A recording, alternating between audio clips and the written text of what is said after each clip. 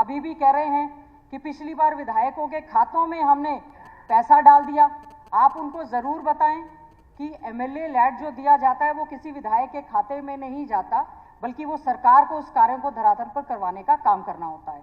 और अभी भी इस प्रकार की बात की जा रही है, तो मेरा उपाध्यक्ष महोदय आपसे मैं उम्मीद करती हूं, 15वीं विधानसभा का ये सत्र चल रहा है। महामहिम राज्यपाल महोदय ने अभिभाषण में बहुत सी बातें कही हैं। मुख्यमंत्री जी ने भी कहा है कि सबका साथ और सबका विकास किया जाएगा, तो हमारे क्षेत्रों के साथ किसी प्रकार से कोई विश्वासघात ना किया जाए। वहां पर जो हमारे कार्य चल रहे हैं, हमारे समय से जो पाइपलाइन में थे, उनको वापस करने की बजाय उस पर पूरी तरह से काम करने का काम किया जाए। कह रहे थे कि सरकार का गठन हुआ है, भारतीय जनता पार्टी की सरकार तीसरी बार बनी है। लोकतंत्र में पूरी तरह से इस तंत्र का इस्तेमाल किया गया है। प्रशासन की देखरेख में जिस प्रकार से मैं समझती हूं ये खेल हुआ है। हम ड्रग्स डी एडिक्शन की बात करते हैं, यहां पर ड्रग्स एडिक्शन, नशा बांटा गया और वोट तो बराबर की आई हैं। 60% लोगों ने बीजेपी की सरकार को नकारने का काम किया है।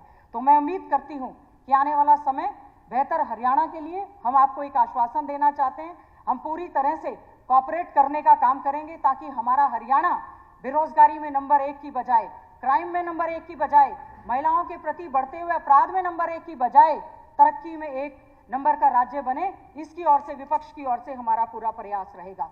जय जवान जय किसान जय संविधान का नारा हम लोग दे रहे हैं। क्या हालत हो गई आज किसान की। हमारा किसान डीएपी की खाद के लिए लाइन में फिर रहा है। कहां उसको, किसान को अपने खेत तैयार करने हैं, खाद मिल नहीं रही है। और आपकी सरकार ये यहां पर उपाध्यक्ष महोदय स्टेटमेंट देती है खाद की कोई कमी नहीं है, तो हमारे झज्जर में क्यों नहीं मिल रही। क्या कारण है कि क्षेत्रों में लाइन लग गई। इतने बार कहने के बाद भी, रिक्वायरमेंट कहने के बाद भी, फोन करने के बाद भी एक भी जगह पर जो है खाद, डीएपी की खाद नहीं मिल रही है। पराली को लेकर केवल किसानों को कहना, क्यों नहीं एनजीटी की गाइडलाइंस को हम पूरी तरह से फॉलो करते, और क्यों किसानों की हम जो है रेड लाइन एंट्री कर रहे हैं और फसल नहीं खरीद की जाएगी।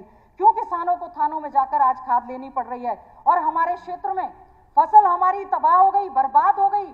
मुआवजे के लिए हमने बार बार कहा, फिर भी हमारे क्षेत्र में जो है वो मुआवजा देने का काम नहीं किया। हाई टेंशन वायर्स को लेकर लगातार हमारा किसान धरना प्रदर्शन कर रहा है। कई डेथ हो चुकी हैं। अभी पिछले हफ्ते भी हमारे क्षेत्र में बुरावास में इसकी वजह से डेथ हुई। ये बहुत बड़ा एक चिंता का विषय है।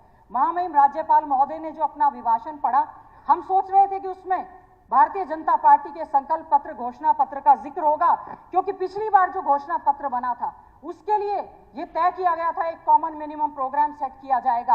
एक भी मीटिंग उसकी नहीं हुई। माननीय अनिल विज जी उसके चेयरमैन बनाए गए। घोषणा पत्र के पन्नों को भी खोलकर नहीं दिया गया।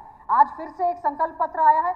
उम्मीद कर रहे थे कि इसमें महामहिम राज्यपाल महोदय बताएंगे कि हमारी बहनों को लाडो योजना के तहत 2100 रुपया कब से मिलना शुरू होगा। एक विजन डॉक्यूमेंट होना चाहिए था, लेकिन उस पर भी कोई खास चर्चा नहीं हुई।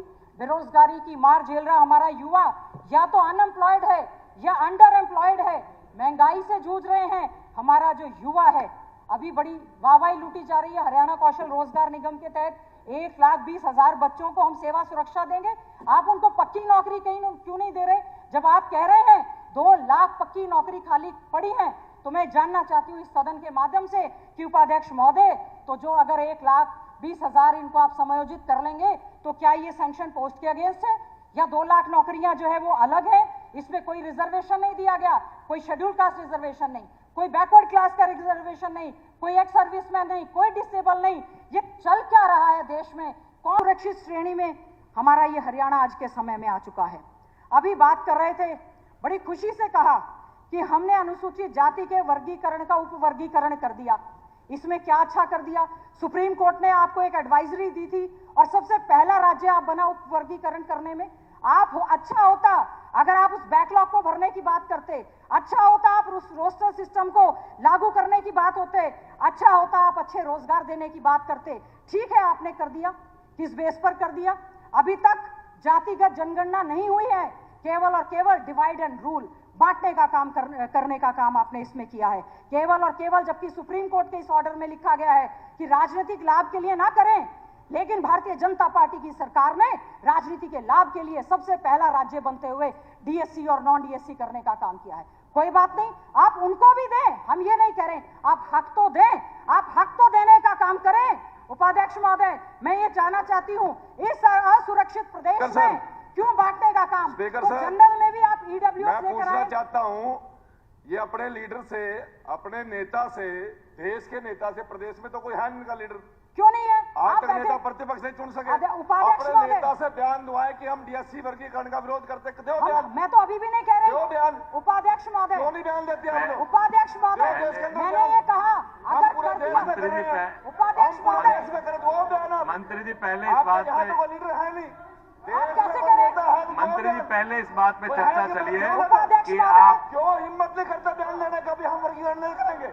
हमारी उपाध्यक्ष सरकार महोदय, आएगी, हम उपाध्यक्ष मंत्री वर्गीकरण जी करेंगे। मंत्री दो जी बयान। कृपया आप एक बार बैठिए बैठ प्लीज। जाओ।